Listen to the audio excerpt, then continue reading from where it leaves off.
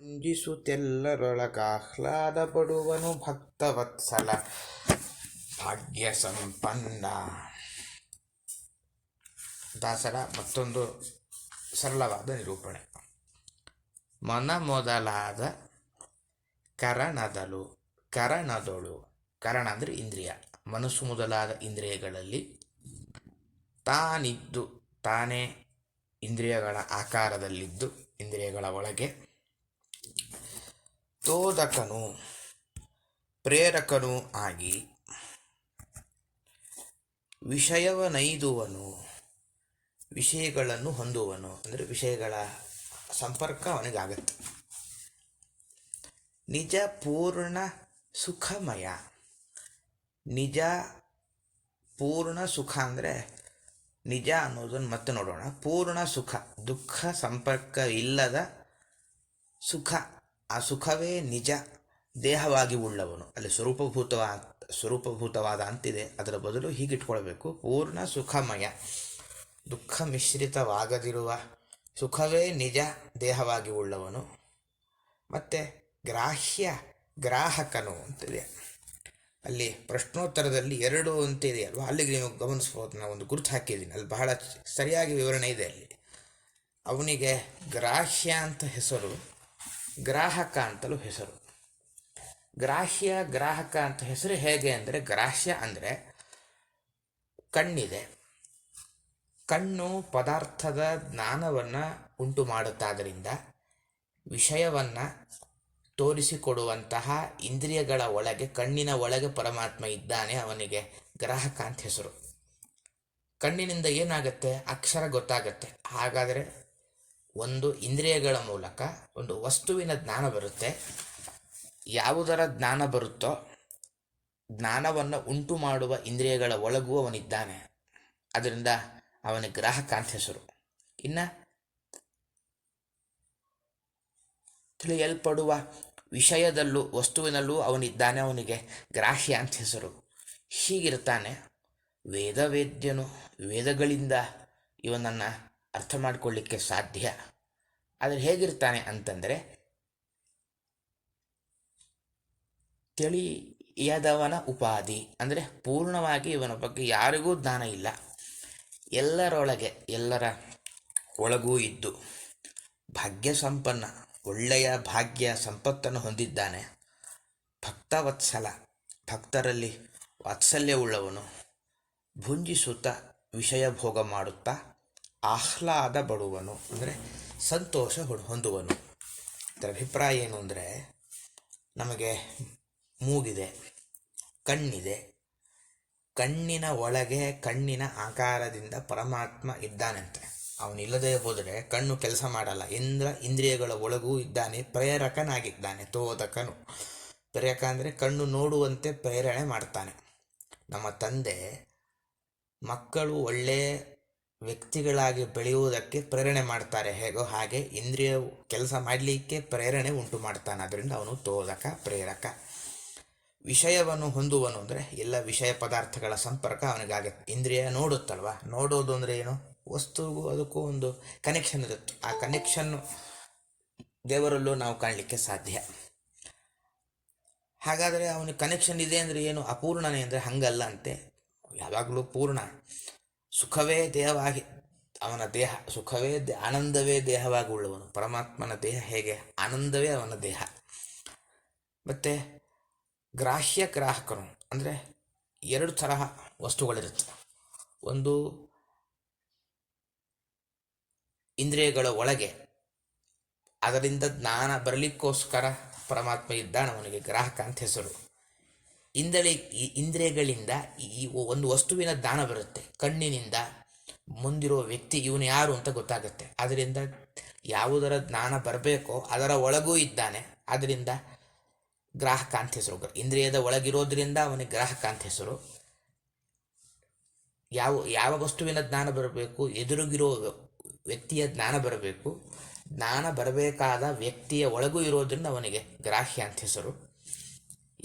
ಎಲ್ಲವನ್ನೂ ಕೂಡ ತಾನು ಭೋಗ ಮಾಡ್ತಾ ಎಲ್ಲರಿಗೂ ಆನಂದ ಕೊಡ್ತಾ ಇರ್ತಾನೆ. ಭಾಗ್ಯ ಸಂಪನ್ನ, ದೊಡ್ಡ ಭಾಗ್ಯನಿಧಿ. ಭಾಗ್ಯ ಅಂದರೆ ಮಹಾಲಕ್ಷ್ಮೀ ದೇವಿ, ಸಂಪತ್ತು ಅದರ ಅಭಿಮಾನಿ ದೇವತೆ. ಆ ಮಹಾಲಕ್ಷ್ಮೀ ದೇವಿಯಿಂದ ಸಂಪನ್ನ ಹೊಂದಿದ್ದಾನೆ. ಮಹಾಲಕ್ಷ್ಮೀ ದೇವಿಗೆ ಹೆಂಡತಿಯಾಗಿ ಉಳ್ಳವ ಈ ಪರಮಾತ್ಮ. ಇದರ ಅಭಿಪ್ರಾಯ ಏನು ಅಂದರೆ, ಅವನಿಗೆ ನಮ್ಮ ಮೇಲೆ ಬಹಳ ವಾತ್ಸಲ್ಯ ಇದೆ. ಇಂತಹ ವಾತ್ಸಲ್ಯ ನಾವು ನಿರಂತರ ಏನು ದೇವರ ಉಪಕಾರ ಸ್ಮರಣೆ ಮಾಡಲ್ಲ. ಕಣ್ಣು, ಮೂಗು, ಕಿವಿ, ಕೈ ಎಲ್ಲದರ ಒಳಗಿದ್ದು ಪ್ರೇರಣೆ ಮಾಡುತ್ತಾ ಅದರಿಂದ ಆಯಾಯ ಕೆಲಸ ಮಾಡಿಸ್ತಾನೆ.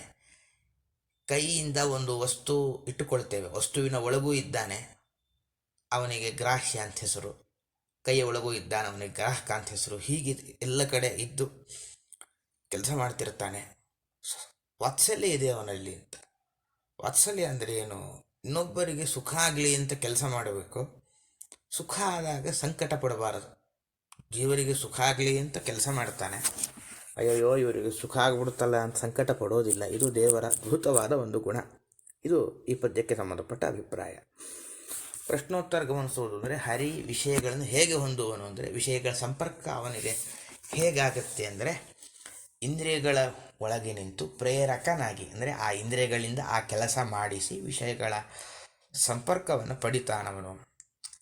ಗ್ರಾಹ್ಯ ಗ್ರಾಹಕ ಅಂತ ಯಾಕೆ ಹೆಸರು ಅಂತಂದರೆ, ವಸ್ತು ಇರುತ್ತೆ, ಒಂದು ಮಾವಿನ ಹಣ್ಣಿದೆ, ನಾಲಿಗೆಗೆ ಮಾವಿನ ಹಣ್ಣಿನ ಸಂಪರ್ಕ ಆಗಬೇಕು. ಒಳಗೆ ಹಾಕಿಕೊಂಡ್ರೆ ಬಹಳ ರುಚಿಯಾಗಿದೆ ಅನ್ನುವ ಜ್ಞಾನ ಬರುತ್ತೆ ನಮಗೆ. ನಾಲಿಗೆಯಿಂದ ಮಾವಿನ ಹಣ್ಣಿನ ರುಚಿಯ ಜ್ಞಾನ ಬಂದಿದೆ. ರುಚಿಯ ಜ್ಞಾನ ನಮಗೆ ಬರಬೇಕು ಅಂದರೆ ಮಾವಿನ ಹಣ್ಣಿನ ಒಳಗೆ ಅದರ ಜ್ಞಾನ ನಮಗೆ ಬರಬೇಕು ಅನ್ನುವ ಕಾರಣಕ್ಕೋಸ್ಕರ ಪರಮಾತ್ಮ ಒಂದು ರೂಪದಿಂದ ಇರ್ತಾನೆ. ಅವನಿಗೆ ಗ್ರಾಹ್ಯ ಅಂತ ಹೆಸರು. ಮಾವಿನ ಹಣ್ಣಿನ ರುಚಿ ಜ್ಞಾನ ಬಂದಿದ್ದು ಯಾವುದರಿಂದ? ನಮ್ಮ ನಾಲಿಗೆಯಿಂದ. ಆದ್ದರಿಂದ ನಾಲಿಗೆಯಿಂದ ಆ ಜ್ಞಾನ ಬರಲಿಕ್ಕೂ ನಾಲಿಗೆಯ ಒಳಗೂ ಇದ್ದಾನೆ, ಅವನಿಗೆ ಗ್ರಾಹಕ ಅಂತ ಹೆಸರು. ಸರಿ, ಇಷ್ಟೆಲ್ಲ ಇದ್ದು ವಿಷಯ ಭೋಗ ಅದರ ಅನುಭವ ಯಾಕೆ ಮಾಡ್ತಾನೆ? ಭಕ್ತವತ್ಸಲ, ಭಕ್ತರ ಮೇಲೆ ವಾತ್ಸಲ್ಯ ಇರೋದರಿಂದ ಅವನು ವಿಷಯಗಳ ಅನುಭವ ಮಾಡಿ ಎಲ್ಲರಿಗೂ ಸುಖವನ್ನು ಕೊಡ್ತಾನೆ. ಪಿಟ್ಟಸ್ಥಲ ತುಂಬಿರಿ ಅನ್ನೋ ಕಡೆಯಲ್ಲಿ ಪರಮಾತ್ಮ ಇಂದ್ರಿಯಗಳಲ್ಲಿ ಏನಾಗಿದ್ದಾನೆ ಅಂದರೆ ಪ್ರೇರಕನಾಗಿದ್ದಾನೆ. ಪರಮಾತ್ಮ ವಿಷಯಗಳಲ್ಲಿ ಏನಾಗಿದ್ದಾನೆ? ಗ್ರಾಹಕ, ಗ್ರಾಹ್ಯ ಅಂತ ಆಗಿದ್ದಾನೆ ಅಂತಿಷ್ಟು ಇದರ ಅಭಿಪ್ರಾಯ. ಮುಂದಿನ 17ನೇ ಪದ್ಯಕ್ಕೆ ಪ್ರವೇಶ ಮಾಡೋಣ. 17ನೇ ಪದ್ಯ ಹೀಗಿದೆ: ನಿತ್ಯ ನಿಗಮಾತೀತ ನಿರ್ಗುಣ ಭೃತ್ಯ ವತ್ಸಲ ಭಯ ವಿನಾಶನ ಸತ್ಯಕಾಮ ಶರಣ್ಯ ಶ್ಯಾಮಲ ಕೋಮಲಾಂಗ ಸುಖೀ ಮತ್ತನಂದದಿ ಮರ್ತ್ಯರೊಳ ಹೊರಗೆತ್ತ ನೋಡಲು ಸುತ್ತಲಿಪ್ಪನು ಅತ್ಯಧಿಕ ಸಂತೃಪ್ತ ತ್ರಿಜಗದ್ವ್ಯಾಪ್ತ ಪರಮಾಪ್ತ. ನಿತ್ಯ ಯಾವಾಗಲೂ, ನಿಗಮ ಅತೀತ ವೇದಗಳಿಗೆ ಪೂರ್ಣ ವಿಷಯನಾಗದವ, ವೇದಗಳಿಂದ ಅವನ ಜ್ಞಾನ ಪೂರ್ಣ ಬರಲ್ಲ. ನಿರ್ಗುಣ, ಸತ್ವ ರಜಸ್ಸು ತಮಸ್ಸು ಮೊದಲಾದ ಗುಣಗಳಿಲ್ಲದವ. ಭಕ್ತವತ್ಸಲ, ಭಕ್ತರ ಮೇಲೆ ವಾತ್ಸಲ್ಯ ಉಂಟು ಅವನಿಗೆ. ಭಯ ವಿನಾಶನ, ಸಂಸಾರವೆಂಬ ದೊಡ್ಡ ಭಯ ನಮಗುಂಟು, ಅದನ್ನು ಪರಿಹಾರ ಮಾಡ್ತಾನೆ ಪರಮಾತ್ಮ. ಸತ್ಯ ಕಾಮ, ಅವನು ಬಯಸಿದ್ದೆಲ್ಲ ಪೂರ್ಣ ಆಗುತ್ತೆ. ನಾವು ಏನೇನೋ ಅಂದ್ಕೊಳ್ತೇವೆ, ಅದು ಮಾಡಬೇಕು ಇದು ಮಾಡಬೇಕು ಅಂತ, ಅದು ಎಷ್ಟು ಪೂರ್ಣ ಆಗುತ್ತೆ? ಸತ್ಯ ಸಂಕಲ್ಪ, ಬಯಸಿದ್ದನ್ನೆಲ್ಲ ಪೂರ್ಣ ಮಾಡಿಕೊಳ್ಳುವವ. ಶರಣ್ಯ, ಶರಣು ಹೋಗಲು ಯೋಗ್ಯನಾದವ. ಶ್ಯಾಮಲ, ಕಪ್ಪು ಬಣ್ಣದವನು. ಕೋಮಲಾಂಗ, ಅವನ ಅವಯವ ಬಹಳ ಮೃದುವಾಗಿದೆ, ಮಗುವಿನ ಅವಯವ ಹೇಗೋ ಹಾಗೆ ಅವನ ಕೈಕಾಲಿದೆ. ಸುಖಿ, ಸುಖವೇ ದೇಹವಾಗಿ ಉಳ್ಳವ.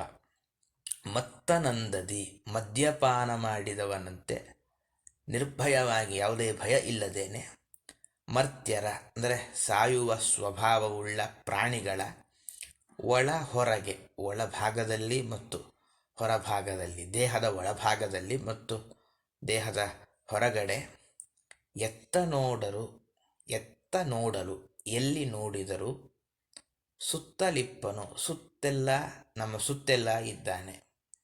ಅತ್ಯಧಿಕ ಸಂತೃಪ್ತ, ಅತಿಶಯವಾದ ಪರಿಪೂರ್ಣವಾದ ತೃಪ್ತಿ ಉಳ್ಳ ಈ ಪರಮಾತ್ಮನು ತ್ರಿಜಗದ್ವ್ಯಾಪ್ತ, 3 ಲೋಕ, ಸ್ವರ್ಗ, ಭೂಮಿ, ಕೆಳಗಿನ ಪಾತಾಳ ಮುಂತಾದ 3 ಲೋಕದ ಒಳಗೂ ಭೂಹು ಭುವಃ ಸ್ವಹ ಅಂತ ಹೆಸರು. ಹೀಗೆ ಭೂಹು ಭುವಃ ಸ್ವಹ ಎಂಬ 3 ಲೋಕದಲ್ಲೂ ವ್ಯಾಪಿಸಿದ್ದಾನೆ. ನಿರ್ಲಿಪ್ತ, ಯಾವುದರ ಸಂಬಂಧವೂ ಇವನಿಗಿಲ್ಲ. ಬಹಳ ಅದ್ಭುತವಾದ ಪರಮಾತ್ಮನ ಒಂದು ಮಹಿಮೆಯನ್ನು ಇಲ್ಲಿ ಉಲ್ಲೇಖ ಮಾಡ್ತಾರೆ. ನಿತ್ಯ ಯಾವಾಗಲೂ ಇದ್ದಾನೆ. ಪರಮಾತ್ಮನನ್ನು ಅರ್ಥ ಮಾಡಿಕೊಳ್ಳಿಕ್ಕೆ ಏನು ಮಾಡಬೇಕು? ವೇದಗಳನ್ನು, ವೇದ ಸಾಹಿತ್ಯವನ್ನು ಶರಣು ಹೋಗಬೇಕು. ವೇದ ಶರಣು ಹೊಂದಿದರೂ ಕೂಡ ವೇದಗಳಿಂದಲೂ ಪೂರ್ಣ ಪರಮಾತ್ಮನ ಜ್ಞಾನ ಅವನನ್ನು ಅರ್ಥ ಮಾಡಿಕೊಳ್ಳಿಕ್ಕೆ ಸಾಧ್ಯ ಇಲ್ಲ. ನಮಗೆ ಸತ್ವ, ರಜಸ್ಸು ಮುಂತಾದ 3 ಗುಣ ಇದೆ. ಅವನಿಗೆ ಈ 3 ಗುಣಗಳ ಸಂಪರ್ಕ ಇಲ್ಲ. ಅವನ ಭಕ್ತರಲ್ಲಿ ವಾತ್ಸಲ್ಯ ತೋರ್ತಿರ್ತಾನೆ, ಭಯ ಪರಿಹಾರ ಮಾಡ್ತಾನೆ. ಹಾಗೆ ಏನೇನು ಬಯಸ್ತಾನೋ ಅವೆಲ್ಲವನ್ನೂ ಹೊಂದಿದ್ದಾನೆ. ಬಯಸೋದೆಲ್ಲ ಪೂರ್ಣ ಆಗಿರುತ್ತೆ, ಅದು ಸಿಕ್ಕೇ ಸಿಗುತ್ತೆ. ಶರಣು ಹೊಂದಲಿಕ್ಕೆ ಯೋಗ್ಯನಾದವ. ಶರಣು ಹೊಂದೋದು ಅಂದರೆ ನಾವು ಅವನ ದಾಸರಾಗೋದು, ಅವನನ್ನು ಪ್ರಾರ್ಥನೆ ಮಾಡೋದು, ಅದಕ್ಕೆ ಯೋಗ್ಯನಾದವ. ಕಪ್ಪು ಬಣ್ಣ ಇದೆ ಅವನಿಗೆ. ಕಪ್ಪು ಅಂದರೆ ಅದು ಮೋಡದ ಕಪ್ಪು, ಆ ಬಣ್ಣ ಉಳ್ಳವ. ಮತ್ತು ಅವನ ಕೈಕಾಲು ಬಹಳ ಕೋಮಲ, ಮೃದುವಾಗಿದೆ. ನಿರಂತರ ಸುಖವನ್ನೇ ಹೊಂದಿರ್ತಾನೆ. ಅವನು ಒಬ್ಬ ಮದ್ಯಪಾನ ಮಾಡಿದ ವ್ಯಕ್ತಿ ಯಾರನ್ನೂ ಲೆಕ್ಕಕ್ಕಿಟ್ಟುಕೊಳ್ಳದೆ ಒಳಗೆ ಹೊರಗೆ ಭಯ ಇಲ್ಲದೆ ಸುತ್ತುವಂತೆ ದೇಹದ ಒಳಗೂ ಸಂಚಾರ ಮಾಡ್ತಾನೆ, ದೇಹದ ಹೊರಗೂ ಸಂಚಾರ ಮಾಡ್ತಾನೆ. 3 ಲೋಕದಲ್ಲಿ ವ್ಯಾಪಿಸಿದ್ದಾನೆ.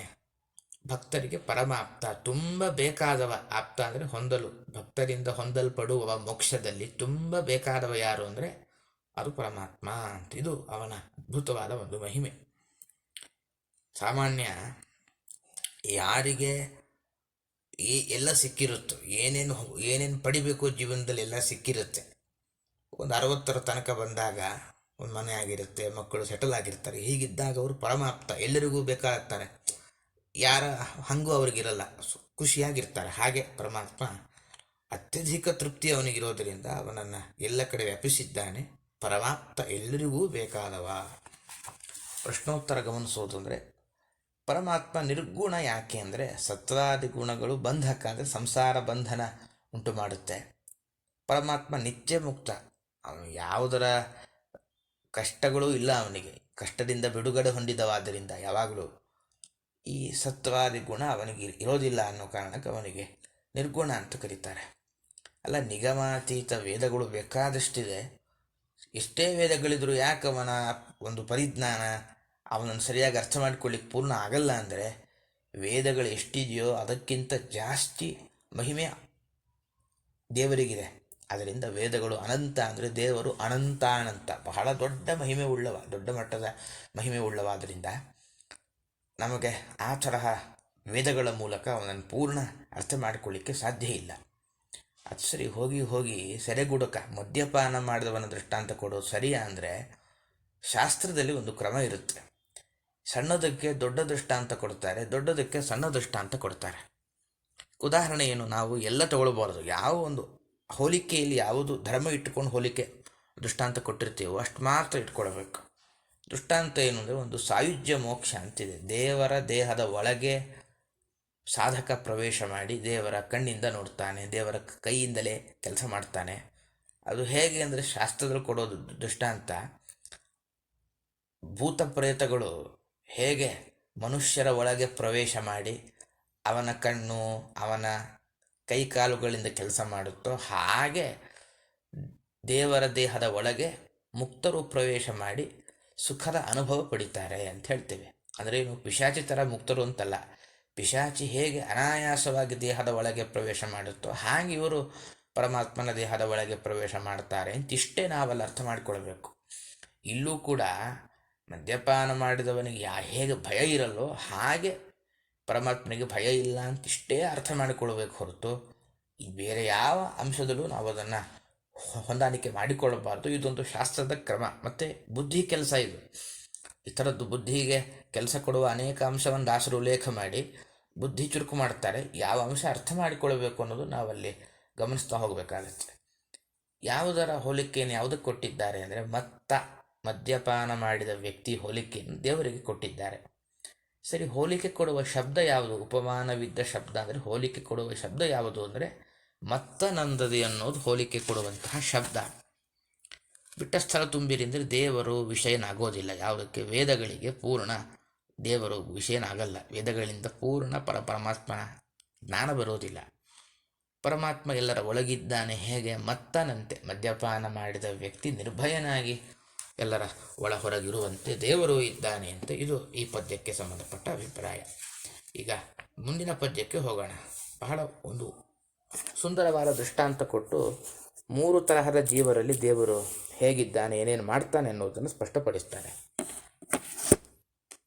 ಹರಿಹರಿನ್ಮಣಿ ವಿದ್ರುಮದ ಸಚ್ಛವಿಗಳಂದದಿ ರಾಜಿಸುತ್ತ ಮಾಧವ ನಿರಂತರ ದೇವ ಮಾನವ ದಾನವರೊಳಿದ್ದು ತ್ರಿವಿಧ ಗುಣ ಕರ್ಮ ಸ್ವಭಾವವಪವನ ಮುಖ ದೇವಾಂತರಾತ್ಮಕ ದಿವಸ ದಿವಸದಿ ವ್ಯಕ್ತ ಮಾಡುತ್ತಲವರೊಣಿದ್ದುಳಿಪ.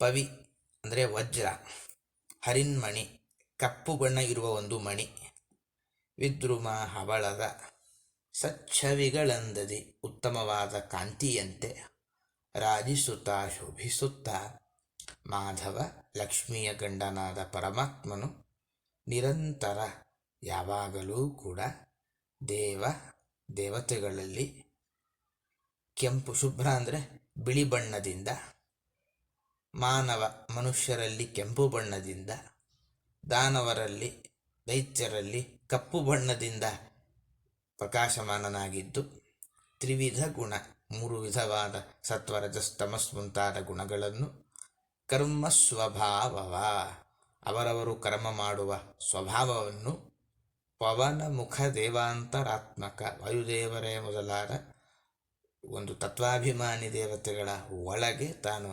ನಿಯಾಮಕನಾಗಿದ್ದು, ದಿವಸ ದಿವಸದಿ ಪ್ರತಿನಿತ್ಯವೂ ವ್ಯಕ್ತ ಮಾಡುತ್ತಾ ಆ ಸ್ವಭಾವವನ್ನು ಪ್ರಕಟಗೊಳಿಸುತ್ತಾ, ಸಾತ್ವಿಕರಾಗಿದ್ದರೆ ಸತ್ವಗುಣ ಇವರಲ್ಲಿ ಉಂಟು ಅಂತ ಗೊತ್ತಾಗುವಂತಹ ಕೆಲಸ ಮಾಡುತ್ತಾನೆ. ತಾಮಸರಾಗಿದ್ದರೆ ಅವರಲ್ಲಿ ತಮೋಗುಣ ಉಂಟು ಅಂತ ಅರ್ಥ ಮಾಡಿಸ್ತಕ್ಕ ಕೆಲಸ ಮಾಡಿಸ್ತಾನೆ.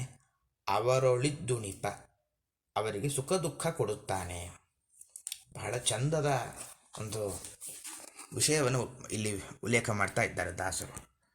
ಸೂರ್ಯನ ಬೆಳಕು ವಜ್ರದ ಮೇಲೂ ಬೀಳುತ್ತೆ, ಮಣಿಯ ಮೇಲೂ ಬೀಳುತ್ತೆ, ಹವಳದ ಮೇಲೂ ಬೀಳುತ್ತೆ. ಆದರೆ ವಜ್ರದ ಮೂಲಕ ಸೂರ್ಯನ ಬೆಳಕು ಭೂಮಿಯಲ್ಲಿ ಬಿದ್ದಾಗ ಅದು ಸ್ವಲ್ಪ ಬಹಳ ಚೆನ್ನಾಗಿ ಕಾಣುತ್ತೆ. ಅದಕ್ಕಿಂತ ಸ್ವಲ್ಪ ಕಡಿಮೆ ಪ್ರಮಾಣದ್ದು ಪ್ರಭಾವ ಮಣಿಯ ಮೇಲೆ ಬಿದ್ದಾಗ, ಅದಕ್ಕಿಂತ ಸ್ವಲ್ಪ ಕಡಿಮೆ ಪ್ರಭಾವ ಅದು ಹವಳದ ಮೇಲೆ ಬಿದ್ದಾಗ, ಹಾಗೆ ವಜ್ರದ ಹಾಗೆ ಸಾತ್ವಿಕರಿದ್ದಾರೆ, ಮಣಿಯ ಹಾಗೆ ರಾಜಸರು, ಹವಳದ ಹಾಗೆ ಯಾರು ಅಂತಂದರೆ ಈ ತಾಮಸ ಜೀವರು. ಅಂದರೆ ಸಾತ್ವಿಕರಿಗೆ ಏನು ಲಿಂಗದೇಹ ಅಂತುಂಟು ಲೇಯರ್, ಅದು ಬಿಳಿಯಾಗಿರುತ್ತೆ. ರಾಜಸರಿಗೆ ಅರ್ಧ ಸರಿ ಅರ್ಧ ತಪ್ಪು ಮಾಡೋರು, ಅವ್ರದ್ದು ಲಿಂಗದೇಹ ಅದು ಕೆಂಪಾಗಿರುತ್ತೆ. ಕೆಟ್ಟವ್ರದ್ದು ಕಪ್ಪಾಗಿರುತ್ತೆ. ಆದ್ದರಿಂದ ನಮ್ಮಲ್ಲಿ ಕಪ್ಪು ಬಟ್ಟೆ ಉಡಬಾರದು ಅಂತಾರೆ. ಯಾಕೆಂದರೆ ಅದು ಆಸುರಿ ಶಕ್ತಿ, ಕೆಟ್ಟ ಸ್ವಭಾವ ನಮ್ಮಲ್ಲಿ ಜಾಗೃತ ಆಗುವ ಅಪಾಯ ಇರುತ್ತೆ ಅನ್ನೋ ಕಾರಣಕ್ಕೆ ಅದು ಅಷ್ಟು ಎನರ್ಜಿ ಒಳ್ಳೆಯದಲ್ಲ ಅಂತ ಅದನ್ನು ಉಡುವ ಪದ್ಧತಿ ಬಂದಿಲ್ಲ ನಮ್ಮಲ್ಲಿ. ಆದ್ದರಿಂದ ದೇವರು ದೇವತೆಗಳ ಒಳಗೂ ಇರ್ತಾನೆ, ಮನುಷ್ಯರ ಒಳಗೂ ಇರ್ತಾನೆ, ದೈತ್ಯರ ಒಳಗೂ ಇರ್ತಾನೆ, ಎಲ್ಲ ಕಡೆ ಸಮಾನ. ಆದರೆ ಅವರವರ ಒಂದು ಯೋಗ್ಯತೆ ಅನಾದಿ ಕಾಲದಿಂದಿದೆ. ಸಾತ್ವಿಕರು ಯಾರು, ರಾಜಸರು ಯಾರು, ತಾಮಸರು ಯಾರು, ಅನಾದಿ ಕಾಲದಿಂದ ಅವರವರ ಒಂದು ಯೋಗ್ಯತೆ ಇದೆ. ಅದಕ್ಕನುಗುಣವಾಗಿ ಎಲ್ಲ ತತ್ವಾಭಿಮಾನಿ ದೇವತೆಗಳು, ಮುಖ್ಯ ಪ್ರಾಣದೇವರು ಮುಂತಾದ ಎಲ್ಲ ಇಂದ್ರಿಯ ಅಭಿಮಾನಿ ದೇವತೆಗಳು ಅಂತ ಯಾರಿದ್ದಾರೋ ಆ ಎಲ್ಲ ಒಂದು ತತ್ವಾಭಿಮಾನಿ ದೇವತೆಗಳ ಮೂಲಕ ಅವರ ಗುಣ ಸ್ವಭಾವಕ್ಕೆ ತಕ್ಕಂತೆ ಸುಖ ದುಃಖವನ್ನು ಕೊಡ್ತಾನೆ. ದೇವರ ಒಂದು ವೈಶಿಷ್ಟ್ಯ. ಇಲ್ಲಿ ಬಣ್ಣ ಗಿಣ್ಣ ಹೇಳೋ ಉದ್ದೇಶ ಇಲ್ಲ. ಬಿಳಿ ಇದೆಯೋ, ನಮ್ಮ ಬೆಳಕಿನ ಹೆಚ್ಚಳತೆ ಜಾಸ್ತಿ ವಜ್ರಕ್ಕಿಂತ. ವಜ್ರದ ಮೂಲಕ ಸೂರ್ಯನ ಕಿರಣ ಹಾದು ಹೋದಾಗ ಅದರ ಬೆಳಕಿನ ಪ್ರಖರತೆ ಜಾಸ್ತಿ, ಇದಕ್ಕಿಂತ ಕಡಿಮೆ ಮಣಿ. ಹೀಗೆ ಇಟ್ಕೊಳ್ಬೇಕು. ಅದರಂತಿಲ್ಲೂ ಪರಮಾತ್ಮನ ಸನ್ನಿಧಾನ ಕಡಿಮೆ. ಸಾತ್ವಿಕರಲ್ಲಿ ಜಾಸ್ತಿ, ರಾಜಸರಲ್ಲಿ ಕಡಿಮೆ, ಅದಕ್ಕಿಂತ ಕಡಿಮೆ ದುಷ್ಟರಲ್ಲಿ ನಾವು ಅರ್ಥ ಮಾಡಿಕೊಳ್ಬಹುದು. ಅದನ್ನು ಪರಮಾತ್ಮ ತಾನೇ ಸುಖದ ಅಥವಾ ದುಃಖ ಕೊಡಲಿಕ್ಕೆ ಸಮರ್ಥ. ಇಷ್ಟಾದರೂ ತತ್ವಾಭಿಮಾನಿಗಳ ಮೂಲಕ, ಮುಖ್ಯ ಪ್ರಾಣದೇವರ ಮೂಲಕ ನಮಗೆಲ್ಲ ಸುಖ ದುಃಖ ಅನುಭವ ಉಂಟು ಮಾಡ್ತಾನೆ. ಅದರಿಂದ ನಾವು ಬರೀ ಪರಮಾತ್ಮನ ಆರಾಧನೆ ಮಾಡಿದರೆ ಮಾತ್ರ ಸಾಕಾಗಲ್ಲ. ಪರಮಾತ್ಮನ ಆರಾಧನೆ ಜೊತೆಗೆ ಉಳಿದ ದೇವತೆಗಳ ಆರಾಧನೆಯು ಮಾಡಬೇಕು ಅಂತ ನಾವು ಅರ್ಥ ಮಾಡಿಕೊಳ್ಳಬೇಕಾದ ವಿಷಯ. ಇದಕ್ಕೆ ಪ್ರಶ್ನೋತ್ತರ ಗಮನಿಸೋದು ಅಂದರೆ, ಯಾವುದರ ಹೋಲಿಕೆಯನ್ನು ಯಾವುದಕ್ಕೆ ಕೊಟ್ಟಿದ್ದಾರೆ ಅಂದರೆ, ವಜ್ರದ ಕಾಂತಿಯಂತೆ ದೇವತೆಗಳಲ್ಲಿರುವ ಪರಮಾತ್ಮನ ಕಾಂತಿ. ಹವಳ ಕೆಂಪಿರುತ್ತೆ, ಹಾಗೆ ಮನುಷ್ಯರಲ್ಲೂ ಕೆಂಪು ಆಗಿರ್ತಾನೆ. ಹವಳದ ಕಾಂತಿ ಹೋಲಿಕೆಯನ್ನು ಮನುಷ್ಯರಲ್ಲಿ ಕೆಂಪಾಗಿರುವ ದೇವರಿಗೆ ಕೊಟ್ಟಿದ್ದಾರೆ.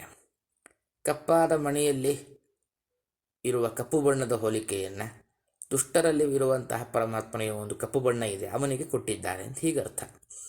ಸರಿ, ದೇವತೆಗಳ ಕರ್ಮ ಗುಣ ಎಲ್ಲ ಯಾಕೆ ಅವನು ಪ್ರಕಟ ಆಗುವಂತೆ ಮಾಡ್ತಾನೆ ಅಂದರೆ, ಎಲ್ಲ ಒಂದು ಇಂದ್ರಿಯಾಭಿಮಾನಿ ದೇವತೆಗಳ ಒಳಗಿದ್ದು ಅವರಿಗೂ ಸಾಧನೆ ಆಗಬೇಕು ಅಂತ. ಅಂದರೆ ಎಲ್ಲ ದೇವತೆಗಳು ಪರಮಾತ್ಮನ ಕೇಳಿದ್ರಂತೆ, ಸ್ವಾಮಿ ದೇವರ ನೀನು ಅನೇಕ ಪದಾರ್ಥ ಸೃಷ್ಟಿ ಮಾಡಿದ್ದೆ, ಜೀವರ ದೇಹ ಸೃಷ್ಟಿ ಮಾಡು, ನಾವು ಅದರ ಒಳಗೆ ಕುಳಿತುಕೊಂಡು ಆ ಎಲ್ಲ ಕೆಲಸ ಮಾಡಿಸಿ ಒಳ್ಳೊಳ್ಳೆ ಫಲ ಪಡಿತೇವೆ ಅಂತಂದರು. ಅದರಿಂದಾಗಿ ಅವನು ಎಲ್ಲ ದೇವತೆಗಳ ಒಳಗಿದ್ದು ಅವರವರ ಕರ್ಮ ಸಾತ್ವಿಕರಾಗಿದ್ದರೆ ಅದರ ಕರ್ಮ ಫಲ ಅವರಿಗೆ ಸಿಗಬೇಕು ಅನ್ನೋ ಕಾರಣಕ್ಕೋಸ್ಕರ ದೇವತೆಗಳ ಮೂಲಕ ತಾನು ಮನುಷ್ಯರನ್ನು ಒಂದೊಂದು ದಾರಿ ಕರೆದುಕೊಂಡು ಬರ್ತಾನೆ ಅಂತ. ಇಷ್ಟು ಈ 3 ಪದ್ಯಕ್ಕೆ ಸಂಬಂಧಪಟ್ಟ ಅಭಿಪ್ರಾಯ. ಈ ಪುಸ್ತಕದ್ದು ನನ್ನ ಹತ್ರ